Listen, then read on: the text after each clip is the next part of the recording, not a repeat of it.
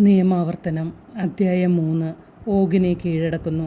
നമ്മൾ തിരിഞ്ഞ് ബാഷാനിലേക്കുള്ള വഴിയിലൂടെ കയറിപ്പോയി. അപ്പോൾ ബാഷാൻ രാജാവായ ഓഗും അയാളുടെ സകല ജനവും എദ്രെയിൽ വെച്ച് നമുക്കെതിരെ യുദ്ധം ചെയ്യാൻ വന്നു. എന്നാൽ കർത്താവ് എന്നോട് പറഞ്ഞു, അവനെ ഭയപ്പെടേണ്ട. എന്തെന്നാൽ അവനെയും അവൻ്റെ ജനത്തെയും രാജ്യത്തെയും ഞാൻ നിൻ്റെ കരങ്ങളിൽ ഏൽപ്പിച്ചിരിക്കുന്നു. ഹെഷ്ബോണിൽ താമസിച്ചിരുന്ന അമോര്യർ രാജാവായ സീഹോനോട് നിങ്ങൾ ചെയ്തതുപോലെ ഇവനോടും ചെയ്യണം. അപ്രകാരം നമ്മുടെ ദൈവമായ കർത്താവ് ബാഷാൻ രാജാവായ ഓഗിനെയും അവൻ്റെ ജനത്തെയും നമ്മുടെ കരങ്ങളിൽ ഏൽപ്പിച്ചു തന്നു. നാം അവരെ നിശ്ശേഷം സംഹരിച്ചു കളഞ്ഞു. അവൻ്റെ എല്ലാ പട്ടണങ്ങളും അന്ന് നാം പിടിച്ചടക്കി. കീഴടക്കാത്ത ഒരു പട്ടണവുമില്ലായിരുന്നു.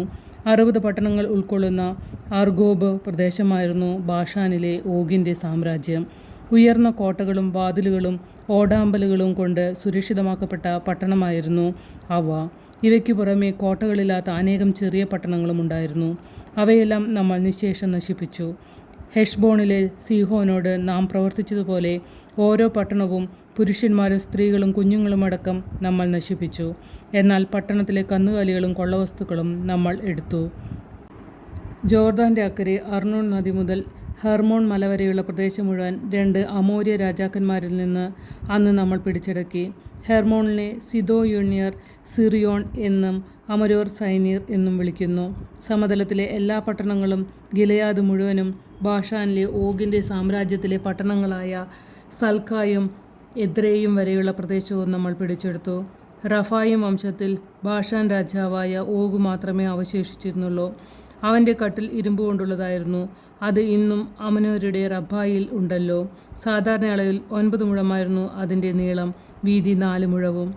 ജോർദാന് കിഴക്കുള്ള ഗോത്രങ്ങൾ. ഈ ദേശം അന്ന് നാം കൈവശമാക്കിയപ്പോൾ അർണോൺ നദീതീരത്തുള്ള ആരോവേർ മുതൽ ഗിലെയാദ് മലനാടിൻ്റെ പകുതി വരെയുള്ള പ്രദേശവും അവിടെയുള്ള പട്ടണങ്ങളും ഞാൻ റൂബൻ്റെയും ഗാദിൻ്റെയും ഗോത്രങ്ങൾക്ക് കൊടുത്തു. ഗിലെയാദിൻ്റെ ബാക്കി ഭാഗവും ഓഗിൻ്റെ സാമ്രാജ്യവുമായിരുന്ന ബാഷാൻ മുഴുവനും അർഗോബ് പ്രദേശം മനാസയുടെ അർദ്ധഗോത്രത്തിനും ഞാൻ നൽകി. റഫയീമിൻ്റെ ദേശമെന്നാണ് ഇത് വിളിക്കപ്പെടുന്നത്.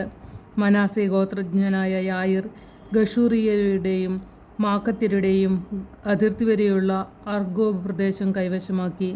അതിന് തൻ്റെ പേരനുസരിച്ച് ബാഷാൻ ഗബ്ബോത്ത് യായിർ എന്ന പേര് കൊടുത്തു. അതുതന്നെയാണ് ഇന്നും അതിൻ്റെ പേര്. മാക്കീറിന് ഞാൻ ഗിലെയാദ് കൊടുത്തു.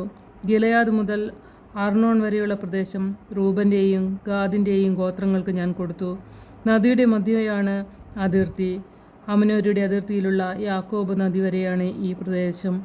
ജോർദാൻ അതിർത്തിയായി ആരാബും കിന്നരെത്തു മുതൽ കിഴക്ക് പിസ്ഗ മലയുടെ ചെരുവിന് താഴെ ഉപ്പുകടലായ അരാബ കടൽ വരെയുള്ള സ്ഥലം അവർക്ക് കൊടുത്തു.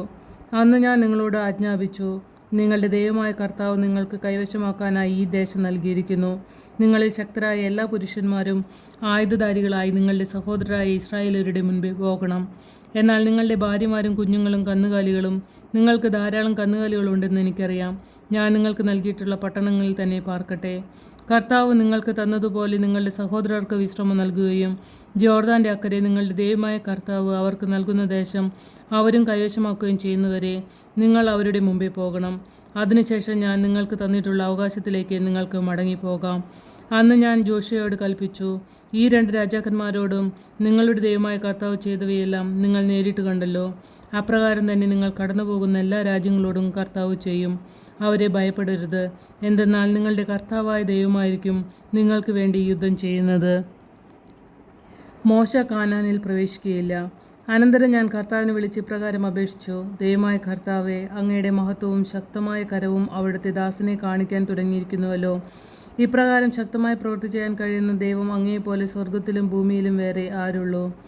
ജോർദാൻ കരയുള്ള ഫലഭൂയിഷ്ഠമായ സ്ഥലവും മനോഹരമായ മലമ്പ്രദേശവും ലബനോനും പോയി കാണാൻ എന്നെ അനുവദിക്കണമേ. എന്നാൽ നിങ്ങൾ നിമിത്തം കർത്താവ് എന്നോട് കോപിച്ചിരിക്കുകയായിരുന്നു.